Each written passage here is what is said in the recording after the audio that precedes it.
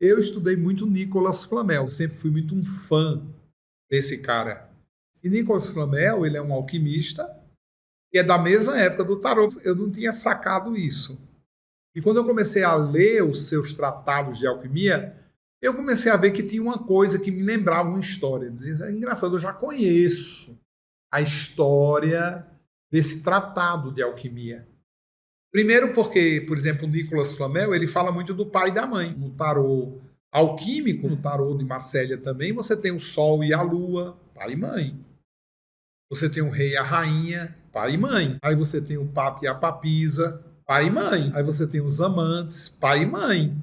Você tem um monte de coisa lá no tarô que tem uma relação muito grande com os tratados de alquimia do Nicolas Flamel, que fala do DNA, que fala da ancestralidade. Alguma coisa aqui. Mas eu já tinha deixado de ler tarô. Mas vinha na minha cabeça. Quando eu comecei a rever, a reaver esse conceito e relacionar isso com o Nicolas Flamel, eu comecei a pegar aquelas cartas, a organizar e a colocar as relações delas com os signos. E aí eu falei, meu Deus do céu, eu consegui encaixar o tarô nos 12 signos do zodíaco. E aí eu fiquei encantado, fazia muito sentido. Eu depois comecei a ver, por exemplo, quando o Nicolas Flamel, nos seus postulados, fala da história da humanidade, desde que vem lá Adão e Eva. Foi quando eu tive a certeza, quando o Nicolas Flamel fala da queda do espírito, que aquele tarô era dele. E essa certeza me fez investir no estudo, na pesquisa. Quando você vê o tarô, o que é que você vê? Alquimicamente falando, você vê um oráculo. Na minha cabeça de alquimista, eu tinha um mapa, eu tinha astrologia. Eu já atendia como astrólogo. Eu já tinha desenvolvido os postulados de alquimia que tinham relação com a astrologia. Então, isso para mim já era uma coisa bem familiar. Por exemplo, quando a alquimia vê o espírito, ela vê o espírito como um bolo. Então, o espírito, ele tem os seus conteúdos, mas assim, você sabe onde está? Né? Você sabe onde é que está o coco? Você sabe onde é que está a laranja? Você sabe onde é que está o açúcar? Você sabe? Não, você não sabe. Porque está tudo misturado. Só que quando o cara vem encarnar, ele precisa organizar todo o sistema. Então ele precisa tirar os condimentos dentro dele, ele precisa tirar lá a cenoura, o óleo, os ovos, o Nescau, o açúcar, a banana, o coco, a farinha de trigo, o leite, manteiga, fermento. Ele precisa separar, porque aqui é tudo separado. Se eu perguntar a você onde está seu dinheiro, você diz. Se eu perguntar onde é que está a sua casa, você dá o endereço. Você vai conquistando as coisas de maneira separada. E onde é que você junta tudo isso aí dentro? Você.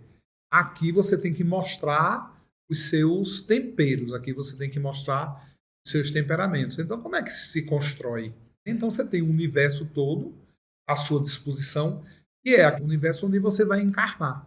Então, você aponta lá para esse sol ó, que está aqui, você vai apontar para esse lugar, em volta, na linha do horizonte desse sistema solar, você tem um cinturão zodiacal. A rodinha aí bonitinha, ó, girando sem parar. É o cinturão, ali está subindo. Para a gente que está lá na Terra, aqui, na órbita do Sol, o espírito vem na direção do Sol.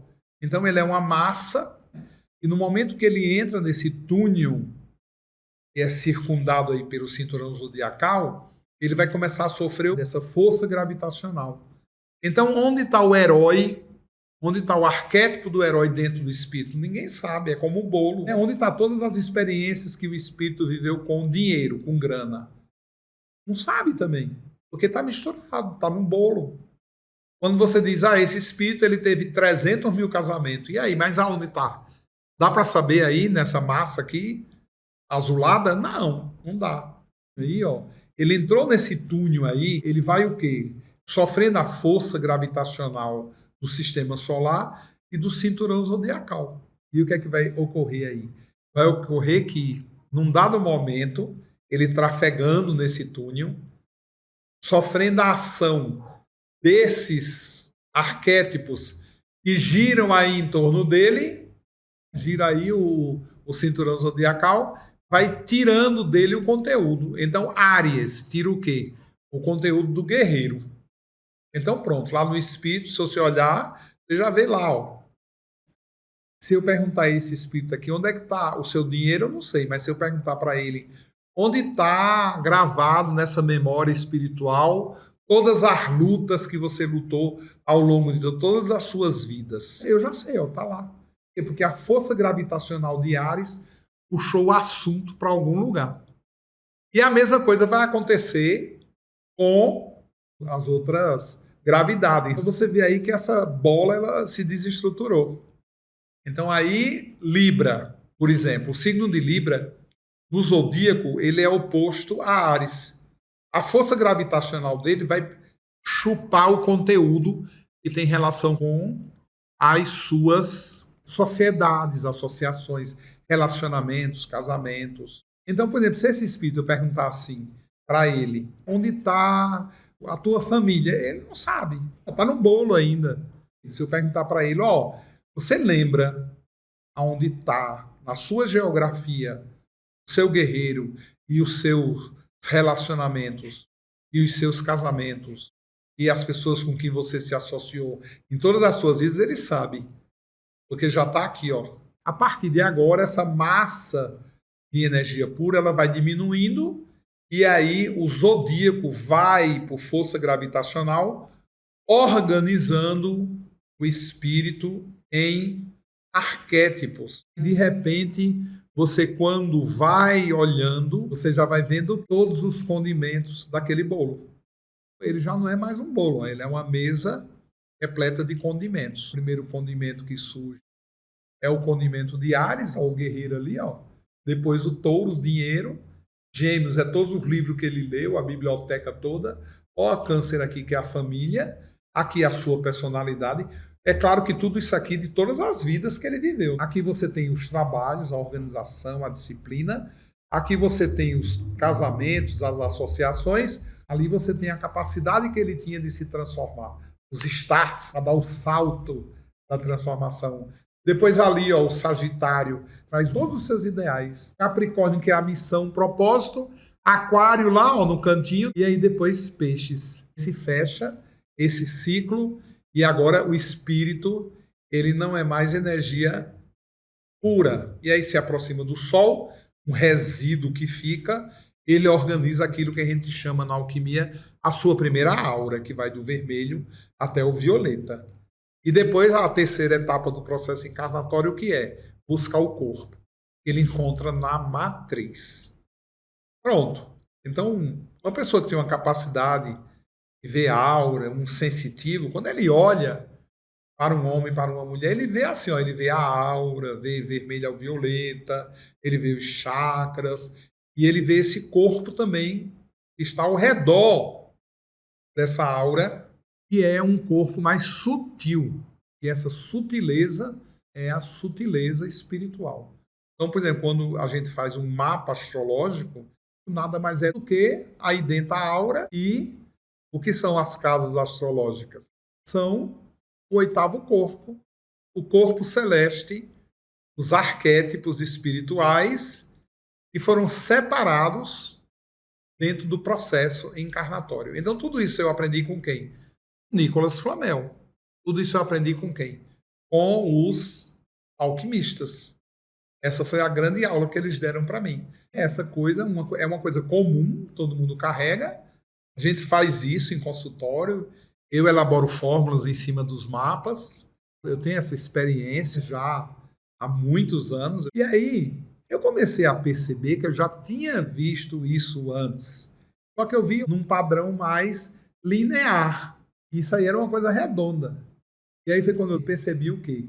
Eu estava olhando para esse lugar, eu estava vendo o tarô. E eu estava vendo aí o meu oráculo. Eu estava vendo isso aqui, ó. Isso aí é astrologia pura.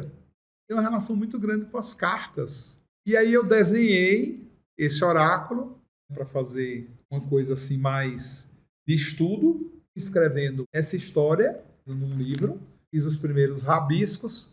Conversei com um amigo, que era um artista lá em Belo Horizonte, um artista de rua. E eu falei, vamos fazer junto isso aí. E aí eu criei, ele executou a obra. também me ajudou muito no processo criativo, porque eu aproveitei algumas imagens que ele tinha feito em vários lugares do mundo, inclusive lá em Bolonha, por exemplo, na Itália, tinha lá um esgoto e ele pintou isso aqui, ó, no esgoto. Tá vendo? Tá vendo essa boca aqui na barriga do demônio? Era dentro de um bueiro. Ele pintou em volta do bueiro essa figura.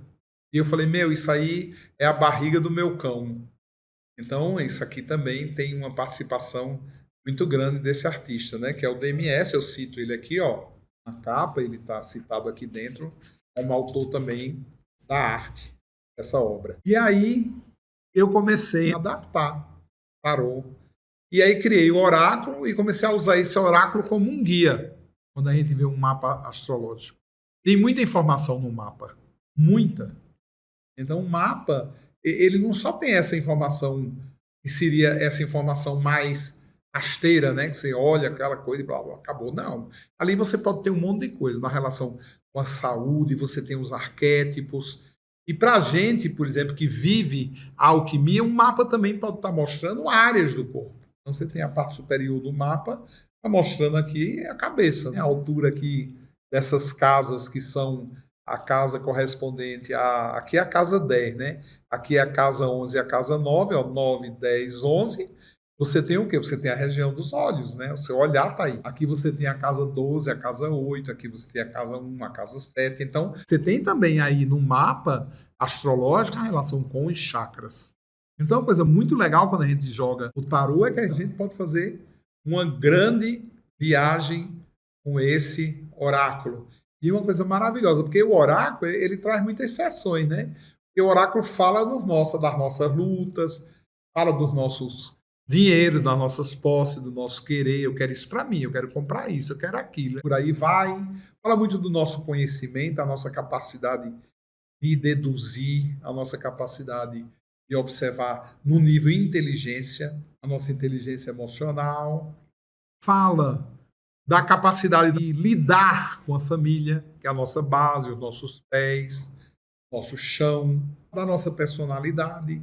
Eu sou o Joel, eu tenho meu RG, meu CPF, meu endereço, capacidade que a gente tem de se organizar, de produzir.